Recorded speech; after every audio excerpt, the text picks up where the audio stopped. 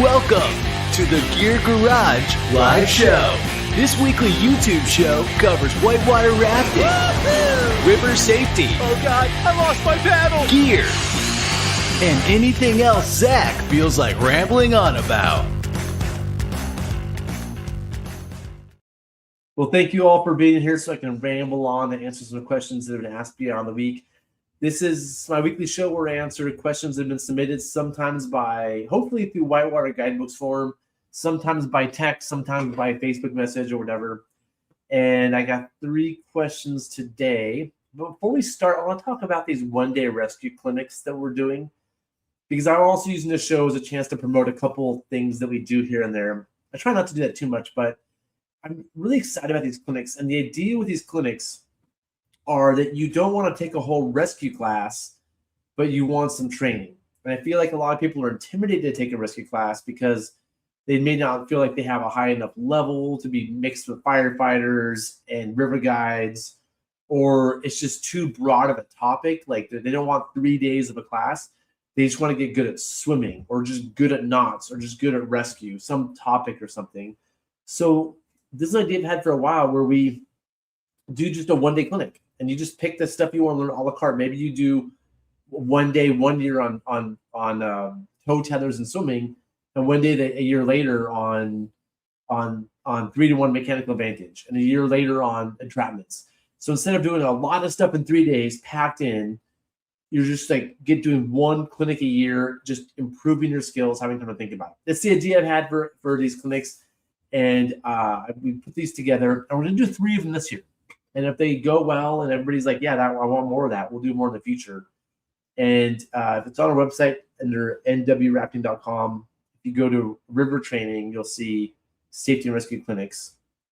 And we're doing 3 when we have time in March, basically in March. The first one, on March 7th, is on mechanical advantage and throwback. So we'll probably spend half a day on mechanical advantage, half a day doing throwback practice, go to the river, do a little bit of throwback practice. March 14th, we'll talk about entrapments and raft pins. So like people stuck, what if somebody gets stuck in foot entrapment or their body gets stuck? We'll also talk about raft pins.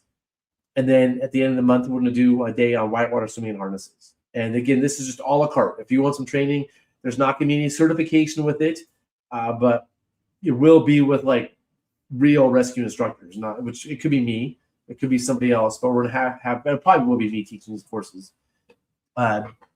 It'll be education, but not the whole thing. So if you're interested in it, look it up on our website, nwrafting.com. And with that, let's move on to our questions. So the first one is about static ropes with or without dry treatment. And the question is, since rope characteristics change when they get wet, when rope gets wet, it becomes heavier, stiffer, and loses significant strength and stretch. Is it a good idea to have static rope dry treated? So I don't know if I really have the answer to this question. First of all, I don't know for a fact. Well, when a rope gets wet, it gets heavier. That's true. Water gets in it. I don't know if it gets stiffer. It might lose strength. I don't know that for sure. Probably does. But I don't think it loses stretch. Stretch, I think, is a bad thing. So you're saying here it gets stiffer and it loses stretch. It can't do both. It can either get stiffer or lose stretch, but it can't be stiffer and have less stretch. Let's just say the characteristics change, though, right? And that's true. And so you're asking, is it a good idea to have static rope dry treated? I don't even know what dry treating is. I could Google it right now and find out. I'm not even sure what that means. I'm guessing. I have no clue what it is. I've never heard of this before. But my take is, if you're going to have a throwback rope, your throwback rope is throwback rope, and you can pull on rafts with throwback rope all you want. If you have a static line, like a real static line that you're carrying with you, which I recommend, I'm a big fan of like 3/8, or like say 5/16, and what the size is that like? I think it's 3/8 and 7/16 inch rope, like thick ropes, right? I like good, solid, thick, minimal stretch static lines. Is that you don't get them wet. I think that's a thing that is reasonable too. I keep my static lines in a dry bag, and so I know when you buy if you buy let's go back here. If you buy your pin kit from NRS, Let's look it up. NRS pin kit. It comes in this bag that is not waterproof, and that's not really by the rope that comes with. That's throw bag rope. You can choose either an HTP static rope kit that costs $100 more. It's a better rope. That rope they show I would not use for pulling any kind of pin off. That's static. It's grab line. It's not good for pulling on. But if you have a real static line, you can see they have a mesh. Oh, hold on. It opened up in a different page. All right, everyone, let me move. Sometimes you click things, it opens up in the wrong page. This is the kit. That rope right there is a static line. I would not use that rope for pulling pins off. If you're going to buy this kit, which I would not recommend for a lot of reasons, but if you were to buy it, I would definitely get the HTP static rope kit for an extra $100. But it comes with this bag, and if your stuff's in this bag, your rope's going to get wet. And over time, it's just going to degrade it faster. It's getting wet, dry, wet, dry, wet, dry is not good for ropes. And so I would recommend, if you're going to have remove this, if you're going to have a pin kit with a good static line, you protect that static line and you put it in a dry bag. So during your trip, it stays dry.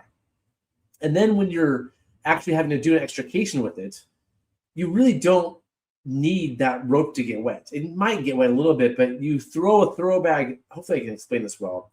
If a boat's stuck in the river, you use a throw bag. You throw the throw bag over the raft. The person on the raft grabs it. Then you attach you're on the shore. You attach the static line to the end of that throw bag rope. You tie a figure 8 on a bight to both ends, put a carabiner in between, and you pull that static line across to the boat. The person on the boat is pulling on the throw bag rope, take the static line over. The whole time you're making sure that rope is high above the water. If that rope goes in the water, it's going to get pulled by the water, and somebody's going to let go of it, potentially.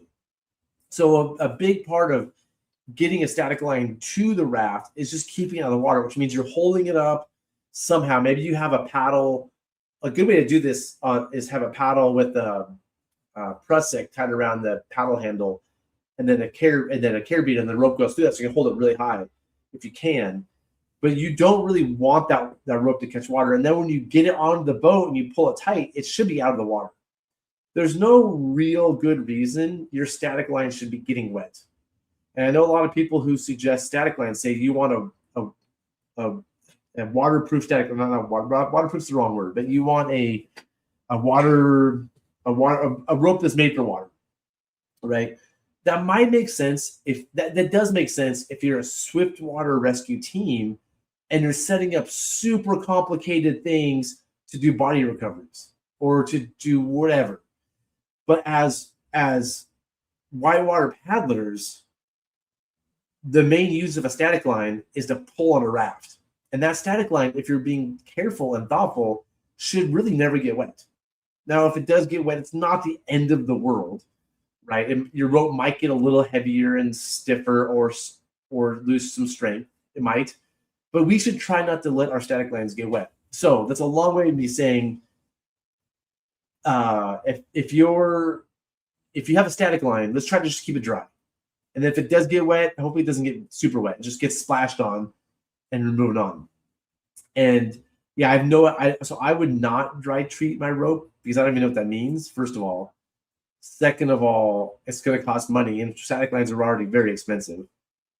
And I would, and yeah, that's how I feel about that. If anybody has a different, I love having comments here. If anybody, knows what dry treating means and wants to throw it in the comments, that'd be sweet. Or if anybody else has an opinion about this, I'd love to hear it in the comments. Again, I just think that your static lines shouldn't be getting wet for the types of things whitewater boaters are using static lines for. This shouldn't be a problem, in my opinion. All right, moving on. Carabiner pulleys. Have you come across these carabiners yet? I just saw it in the ski veterinary shop and thought it might be an interesting option for people who don't like carrying pulleys in the river. Who doesn't like carrying pulleys in the river? That's crazy. Yeah, I think these are cool. I have some right here. I keep them by my desk. I keep all kinds of cool tools by my desk. I'll show you all some. Because I'm always trying to geek out on this stuff and learn stuff. This thing's called a Kong. We sort of reviewed this in a video about a kayak pin, and I got one to try it out, and it's pretty cool. It's sort of like a pulley prusik thing that's interesting. This is the old Tiblock. Is this called a Tiblock? I forget what it's called, but it's the pulley with the teeth grab that Petzl makes. I don't know. It's interesting to me. And I have two different kinds, right? And I think these are pretty interesting.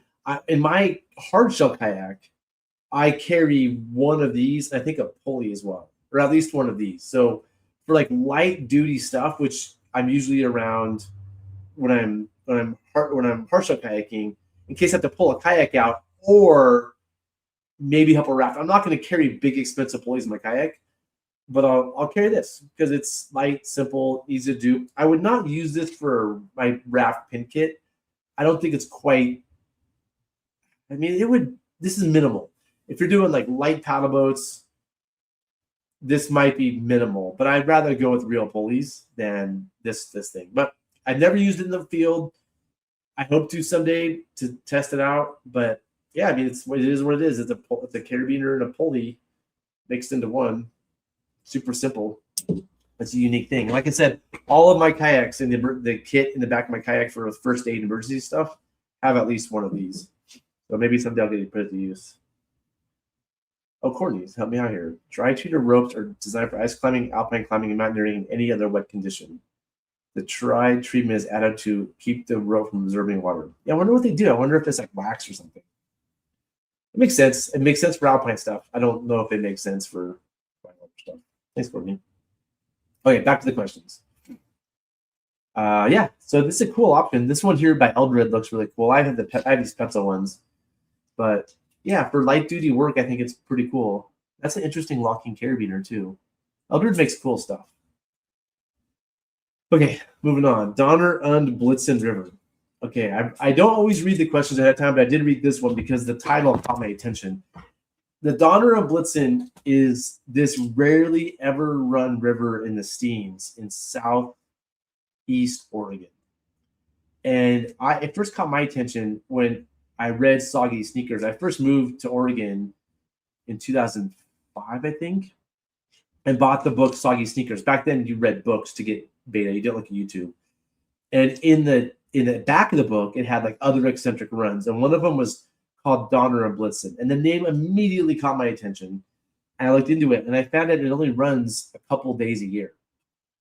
It's very hard to catch it, maybe like 3 or 4 or 5 days a year. And so it's been on my radar for a long time. I love these kind of runs. They're really unique, hard to do, rarely have water. And after an Oahe trip, maybe like 15 years ago, we got off the Oahe, and I checked the levels, and it was perfect. And I talked to one of my friends, Nate Wilson. He didn't want to do it. He was one of the guides on the trip. He was against doing it. But I did a lot of convincing. And we needed to use duckies that were at the bottom of the stack of rafts. I had to pull them out at the hotel that night. And we drove to go do it. We drove from the hotel we were staying at. It was probably like an hour and a half to get to the Steens. And we get there we get up early, stoked to go. And we get to a gate, and the gate's locked. And I didn't know about the gate. No description of the river had a gate in it. And so we obviously didn't go. And then like 5 years later, I saw there was good snowpack, and we went and did the North Fork of the Oahe first. And then I knew there'd be enough water for this. So we planned on hiking from that gate with things like 10 miles into the river. And the gate's open in the summer, but the odds of catching water and the gate open are very low. And so we brought super light pack stuff we used for the Chetco. And we planned to hike in from the gate on the pavement to the river and then run the river as a 2-day trip. And we thought we definitely planned it as an overnight trip because we thought we have to hike 10 miles in, maybe go like 2 miles in the river, camp, and then finish out. So it's a 17-mile run. And we get to French Glen, which is, I'll show a photo of that here in a second. I have some photos to go with all this. To the French Glen Hotel. We're talking to the guy who owns the place, and it turns out he has a key to the gate that he's allowed to share with people. I don't know if I should be saying this because I'm not sure he's still allowed to do it, but this was a while ago, and the BLM gave him a key. And so he gave us the key to the gate so that we could go into the river. We have to hike in and run the river. That's when we got to finally run the river, whenever that was, like 10, 15 years ago. So it's a long way of saying the Donner und Blitzen was on my radar for a long time. It's one of those I went one time, got turned around. I finally got to do it. It's really unique and special as a canyon, as a place, and because it rarely ever runs. So when I saw this as the subject line, I immediately read this. So thanks for sending this on to make me reminisce about the trip. I'll read the question here. I'm a longtime boater with Central Oregon roots. I love desert rivers, especially in Southeast Oregon, Southwest Idaho. Yeah, it's so cool over there. We've done a lot of the stems and tributaries of the Oahe, Jardine, and Bruno rivers, but never done anything other than fish on the Donner and the Blitzen. I saw your trip report on this river and wanted to give it a go. What are some tips you might share when considering this run? Blitzen crossing to Paint Springs. That is the run. I know weather, flows, and obstructions can be very fickle. Do you recommend a 1 or a 2 day trip? We use pack rafts or other small boats. Do you think IKs would be good to use? What minimal max flow would you suggest? Any hiking tips or treasures you can share? Have you found any river guides maps that are useful? I've seen a few accounts of descents, so I know of the few potential confrontations. Well, so let me go back and let's do a couple things. First of all, I write river descriptions because I don't remember these things. So Google Donner Blitzen kayaking. And if you do that, my description of Whitewater Guidebook comes up first. I write these. Does that have a year I did this in here somewhere? I don't know. I write these descriptions so that when people ask me 10 years from now, I don't remember things. I have something to reference. And so a lot of the answers to questions are here. If it's not here, I probably don't remember it.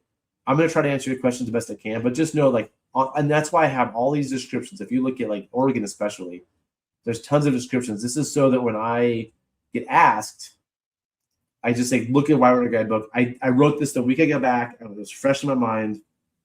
I added the photos then. Sometimes I lose the photos. So look here first. That's a good place to look.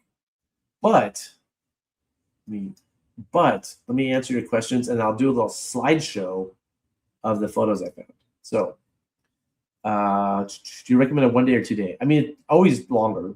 Like I'd recommend a 3 day. The longer you can spend it, the better. 1 day would be rushed. It's a lot of river to do in 1 day. We'll use pack rafts or other small boats. Cool. I think it's a little rocky for pack rafts. Pack rafts will be fine, but you're gonna hit your butt a lot, depending on the flow you have. I would use a ducky or a hard shell, but I know pack raft. People love the pack raft, so whatever. I think IKs would be good to use. That's what we used. I think IKs would be great because there's potentially wood. And so when there's wood, I love duckies because you can jump in and out of them really quickly over hard shells. It's I bet this river's not even done once a year. And so there's going to be wood. You don't know where it's going to be. Being ready for wood is helpful. I think a ducky will run this better than a pack raft. So I'd choose a ducky. Do you think IKs we get? What minimal max flow? I put on that page 600, 800. You could maybe go lower, maybe go higher, but that's why I wrote that page to right what I thought at the moment. I would go based off what I wrote on that page. Any hiking tips or treasures you can share? No, not really. If you fish there, you probably know more than I do. I think where we camped, I did a cool hike out of the canyon, which was kind of fun, but nothing I can remember. Have you found any river guides or maps? No, there's nothing. When we did it, all I had was soggy sneakers. I mean, that's back in the day when we boated. All you had was a book with a page, like flows, a quick story about the river. Like the fact that you have this Whitewater Guidebook description is that I've done is miles above anything I ever had. So I don't think there's anything out there on this. I've seen a few accounts of descent. Okay, cool. So hopefully I answered your questions there. Fun fact, and this is let me go back to the page. Let me see if I still have the page up. Fun fact, I learned this, and I'm pretty sure it's true. I'm sure what to put here. Prince Helfrich did the first descent. You can see I put it right here in a drift boat back in the 50s. That's insane. You need a lot of water to do it in a drift boat. I just heard that as a rumor, and I put it here. I know the details, but I heard it from a good source that Prince Helfrich did the first descent. Okay, so to go along with this, though, I thought I would share some photos. I actually went through my photos today and uploaded them to Flickr so they would exist so people could see them in the future. So I have a Flickr account. For those of you know what Flickr is. and I put them up here. Can you see these? Yeah. I make them. See if I can make them bigger. Make the screen smaller. I guess that's as big as I can make the photos. Yeah. Anyway, this is, I'll do a quick slideshow for those of you interested. This is the French Glen Hotel. French Glen is the middle of nowhere, Oregon. This is right by Malheur. It's a Malheur National Preserve where they had the guys break into the BLM building and live there for a while. We were there a year after that, a year or two maybe. Oh, it does have the date. Yeah, 2017.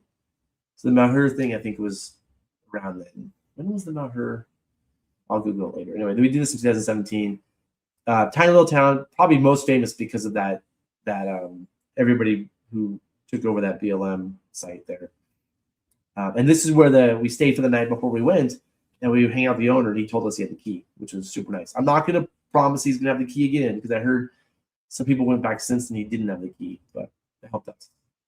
And this just gives you a sense of what it looks like. It's just barren out there, and until you head into the Steens, which are stunning. If you've never been to the Steens, they're worth a visit. They're really cool. And this is where we put it. I think this is called Page Springs. Is that right? I don't know. Has a name.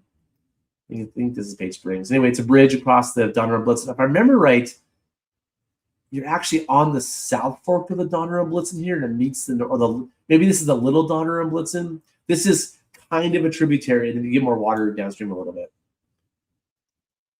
And this is just like maybe a couple hundred feet below put in, just kind of, what you'd expect, low water, brushy.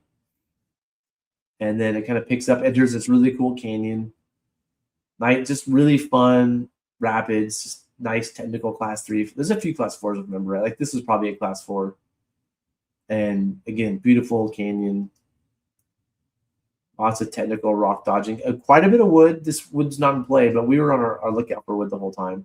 Getting the advantage of a ducky, like if that's my friend Dan, if he sees some wood downstream, he can just jump out pretty quick and get to shore. You're not like in a hard shell, which it's a bit harder to get out. When there's unknown wood, I prefer a ducky.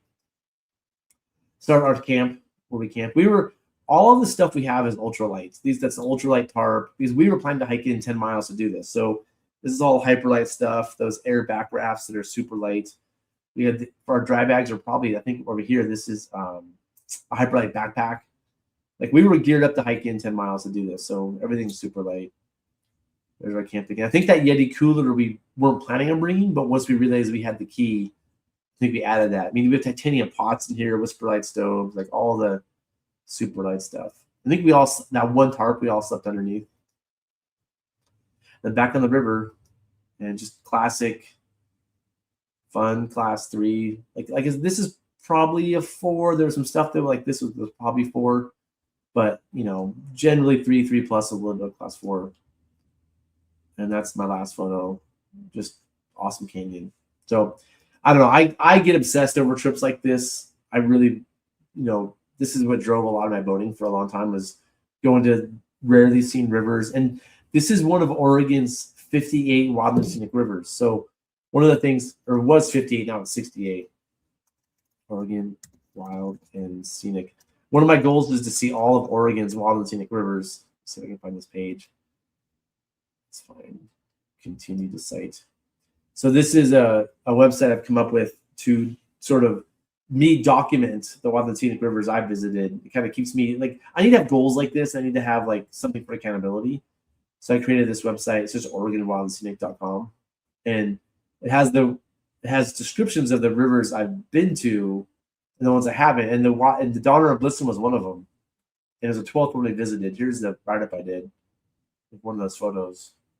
But I get very motivated to do these rarely done rivers, and especially if they're wild and scenic. Oregon has 68 wild and scenic rivers. I think the next number one state has is California with like not 20, maybe 15. I can't remember. Some number that you're like, wow, that's way less.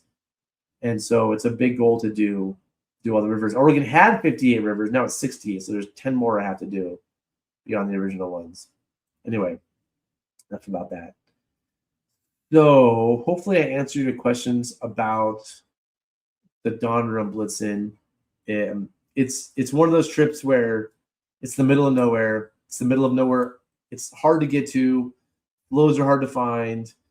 You need to find a team of people who have the skills. But if you can pull it off, it's very, very, very rewarding. Very rewarding. So that's it on that. And I think that's our last question. So I'm going to go back and look at one comment, and then we'll close this show down. Vince says, thanks for explaining how to use and keep dry static line for raft extraction. Yeah, no problem.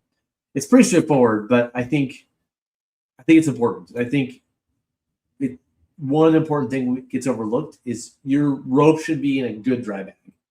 And I would say a watershed bag, even if it's in if you put it in like an NRS dry bag, or NRS is a Sotar dry bag, or just a regular roll top dry bag.